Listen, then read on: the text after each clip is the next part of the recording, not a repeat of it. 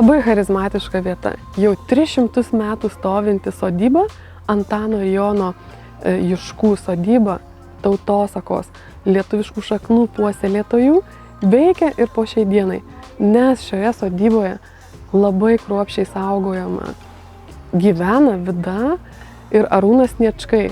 Tai, kaip aš sakau, vienintelė greičiausiai Lietuvoje sodyba, muziejus, kur turi savus gyventojus. Kai keliaujam pasaulyje, Etiopija, Kenija, bet kur gali keliauti, gali rasti kaimus, kur yra gyventojų. Taigi mes Lietuvoje turime muziejų, kuriame gyvena jį prižiūrintys žmonės. Vida ir Arūnas, užsukit, fantastika, eisit sodas paslaptingas, vedantis kažkur, visur mes rasim savo šaknų motyvų.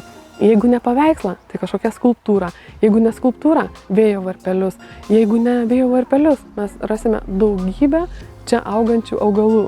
Užsukit, liksit patenkinti.